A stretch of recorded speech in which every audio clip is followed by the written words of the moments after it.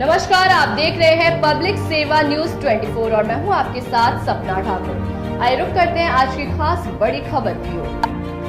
AIMIM party की राजमहल लोकसभा चुनाव के प्रत्याशी ने अपनी पार्टी की ऐतिहासिक जीत की बात कही।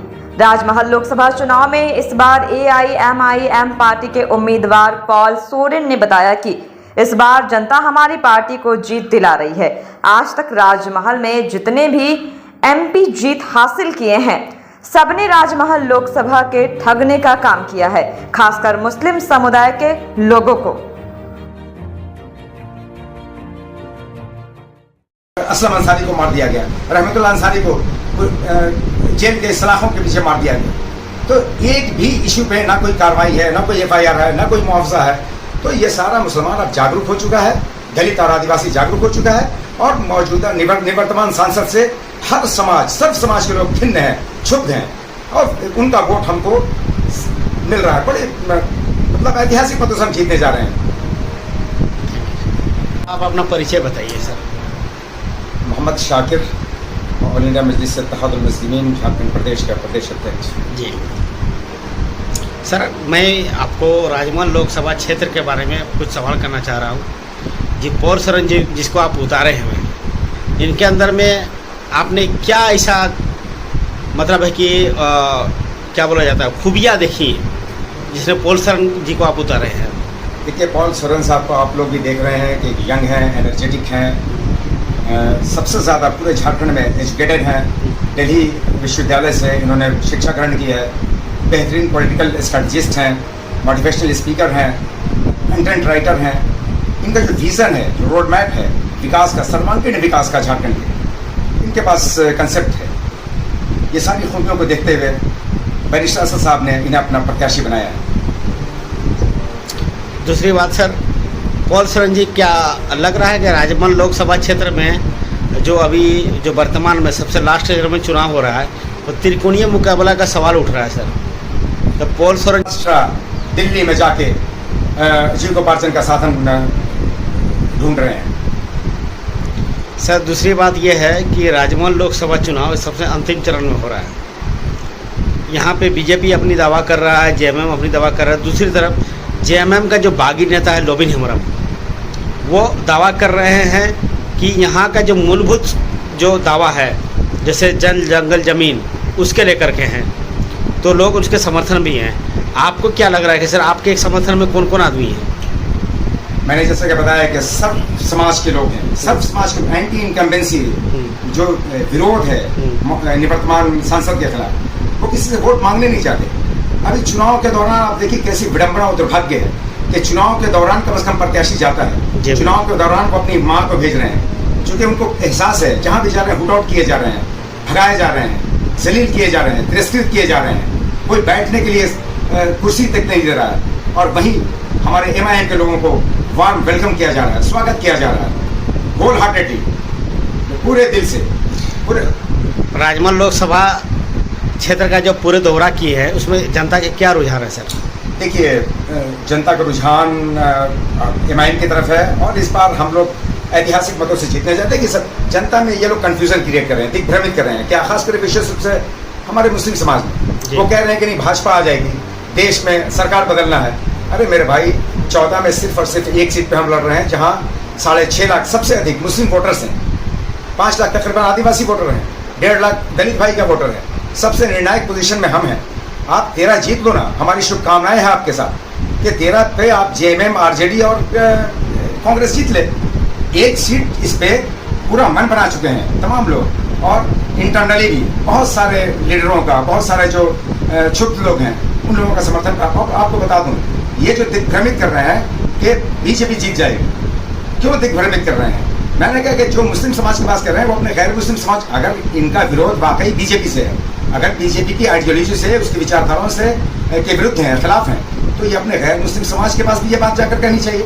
और मैं कहता हूँ कि कौन विचारधारा की बात करेगा? JMM ने, आपको पता है कि शिबू सोरेन के टाइम में जब वो कोयला मंत्री थे, एनडीए सरकार को 4 सांसद हुआ करते थे, एनडीए सरकार को समर्थन दिया।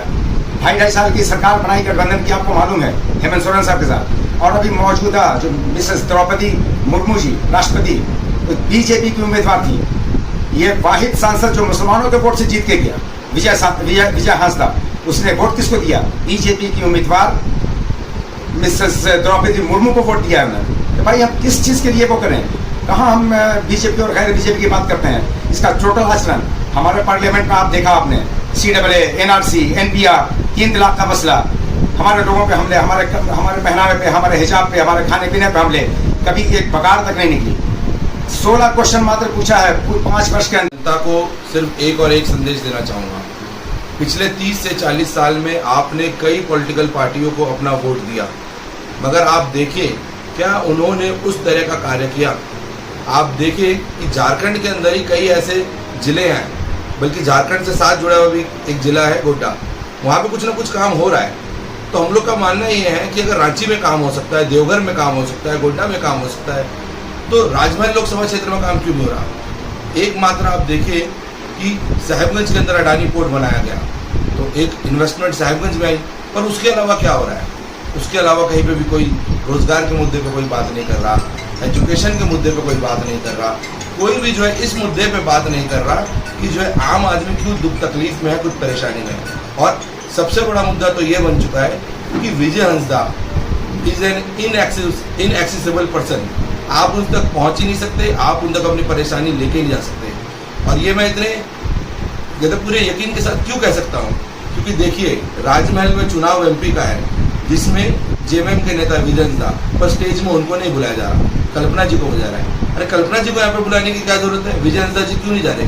क्योंकि जब विजय हांसदा जी सामने जाएंगे तो उनसे ये कठोर से कठोर सवाल पूछे जाएंगे, जिसका उनके पास कोई जवाब नहीं। Thank you. ये हमारे AIMM के जो प्रत्याशी है राजमहल लोकसभा क्षेत्र के, ठीक है, जिनसे इनके बारे में मैं जानना चाह रहा हूँ कि इनका क्या प्रतिक्रिया है आपका राजमहल लोकसभा क्षेत्र में। सर मैं आपसे जानना चाह रहा हूँ, राजमहल लोकसभा क्षेत्र में जो क्षेत्रीय पार्टी है, जैसे JMM, BJP या फिर अभी लोमी हमारा जो बागी नेता है JMM का, वो खड़े हुए हैं, उनके सामने आपका जो चुनौती है वो किस प्रकार का है, वो बताइए। देखिए जो यहाँ पे क्षेत्रीय दल है, उनके सामने हम लोग की जो चुनौती है वो वाकई में बड़ी चुनौती है। मगर हम लोग जो यहाँ पे आज आए हैं, तो हम लोग सिर्फ किसी चुनौती को लेकर नहीं आए, बल्कि लोगों की समस्याओं को लेकर आए हैं। आप देखेंगे कि क्षेत्रीय दल बहुत शुरू से यहाँ पे काम कर रहे थे, किसी न किसी मुद्दे पे बात करते थे, पर आम आदमी के मुद्दे पे लोग कभी बात नहीं करते थे। इस वक्त इलाके के जितने मुसलमान भाई बहन हैं वो सबसे ज़्यादा परेशान हैं। हम लोग हाल फिलहाल में कई जगह हमने दौरा किया, चाहे वो पाकुड़ हो, चाहे वो आपका उधवा हो, और वहाँ पे हमने जो पाया है वो ये पाया है कि मुसलमान आबादी जो है वो JMM से बहुत ज़्यादा परेशान है। और इस वक्त उन सब का हमको बहुत ज़ोरदार सपोर्ट देखने को मिला, और कहीं ना कहीं पूरा का पूरे मुसलमान भाई बहन जो है MIM पार्टी को इस बार पुरजोर समर्थन दे रहे हैं। सर अभी जैसे मतलब सबका कहना है कि त्रिकोणीय मुकाबला है, लेकिन आप चौथे में हैं, आपको क्या लग रहा है? सर हम चौथे में हैं, तो ये जो मुकाबला हो रहा है आपकी बार चौतरफा मुकाबला होगा। त्रिकोणीय इसलिए कहा जा रहा है क्योंकि कोई भी पार्टी, अगर आप लोगों ने किसी भी बड़े नेता का इंटरव्यू देखा होगा, कोई भी हमारे सदर साहब बैरिस्टर ओवैसी साहब का नाम लेने से कतरा रहे हैं अपने इंटरव्यू तक में। क्यों? क्योंकि उनको पता है कि जब वो उनका नाम लेंगे तो मीडिया में वो हाईलाइट होंगे, और वो एक ऐसे नेता हैं जो इस वक्त मुसलमानों के मुद्दे पे पार्लियामेंट में पुरजोर सवाल उठाते रहे हैं। सर आपका मुद्दा क्या है? सर जैसा कि मैंने बताया, हमारा मुद्दा जो मेन है वो है आम जनता का मुद्दा। अगर आप देखें तो यहाँ पे स्कूल सिस्टम अच्छा नहीं है, उसके अंदर जो एजुकेशन जो बच्चों को मिलनी चाहिए वो अच्छा नहीं मिल रहा। कोई भी सेंट्रल यूनिवर्सिटी आज तक हमारे पूरे के पूरे लोकसभा क्षेत्र में नहीं बनी।